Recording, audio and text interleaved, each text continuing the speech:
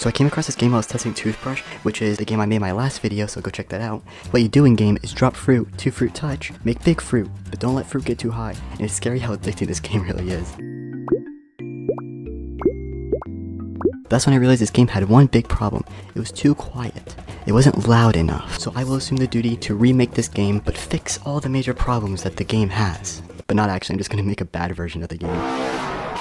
My main problem with my last video was I didn't show me actually making the game, so I got started. I started by making the main menu, and because I don't want to copy the game too closely, I'm gonna make mine 3D. Okay, so if I hit play, I should be able to see the map.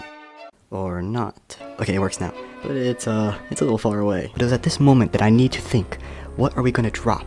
In the other game, you drop fruit. But what are you going to drop in this game? It has to be loud, it has to be annoying, but at the same time satisfying. And that's when I got the genius idea. Silverware. You know when you're at like a restaurant and they drop that silverware, and on one hand it's annoying, but on the other hand it's satisfying because you're imagining it shattering into 100 pieces. So I found this free asset pack online, and since it's super unoptimized, I'm just going to start by optimizing it. And right now this asset pack only comes with 5 silverware, but we need more than that. So I'm going to make some extra crappy cups here. Now all you have to do is randomly select one of the silverware and then make it follow your mouse. And there we go. But it's a little buggy because of the sky. The sky kind of messes up the tracking. So I'm just going to add a part behind it and call it a day. And there we go. It works way better. Now let's just make it so that when I click it falls. There we go. But what's missing is audio, so let's just find some of that real quick. This is actually harder than it looks because Roblox names their stuff weird. But I finally found some audio and sounds very good. It was at this moment that I realized I have this sense of humor of a 6-year-old because I'm just laughing uncontrollably every time it shatters.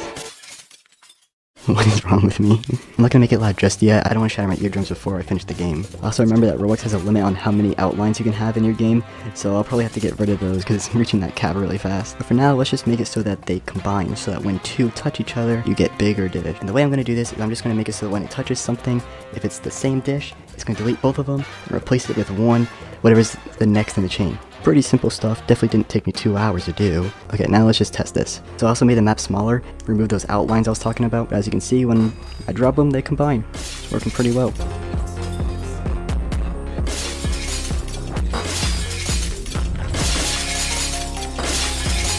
Now what I need to do is make it so when a dish is higher than this bar, we end the game. And I can just do that by just looping over every dish and seeing if its position is higher than the bar. But then as you can see, it highlights it red. But I do want a menu to appear when the game does end, so that you can like start over. And there we go. Now when I click menu, I should be able to go back to my menu and play again. And I forgot to clear it. Okay, try this again. There we go. Beautiful, beautiful. I also made the larger dishes transparent because before you just didn't know what was happening behind it. Alright, so we're almost done with the game. We just need to add a score. When you combine 2 forks to make a spoon, you get 10 points. When you combine 2 spoons to make a knife, you get 50 points. When you combine 2 knives to make a mug, you get 100 points. When you combine 2 mugs to make a glass, you get 500 points. When you combine 2 glasses to make a tall glass, you get 1,000 points. And when you combine 2 tall glasses to make a bowl, you get 5,000 points. And when you combine 2 bowls to make a plate, you get 10,000 points. And then obviously you get 0 points for combining a fork, because that's impossible, hopefully. Also made it so that on the right, it shows you what your next item will be.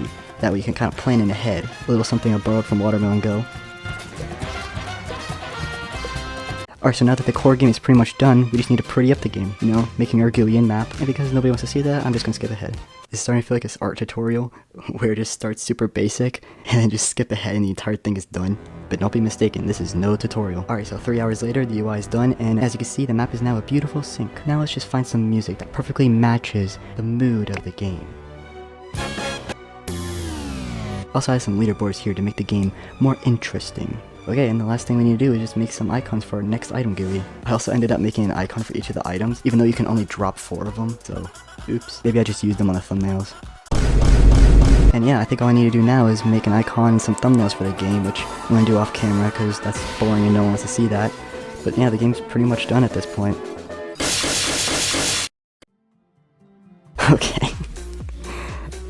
I have no idea what happened. I didn't change anything. So I don't know what I did, but it fixed it. It doesn't seem to be doing it anymore. Hopefully it never does it again. But oops. Alright, so now that the game's done, all I have to do is to test it by seeing how high of a score I can get. Alright, the strat here is to work on both ends of the sink.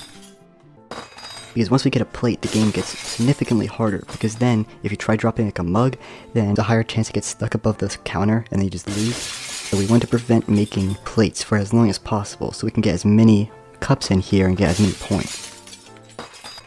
so they can work on getting all the points from the cups first.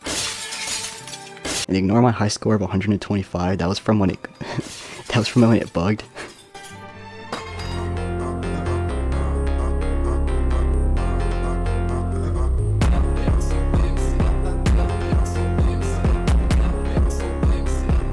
Yeah, the game seems to be working really well. It's not doing that weird bug anymore.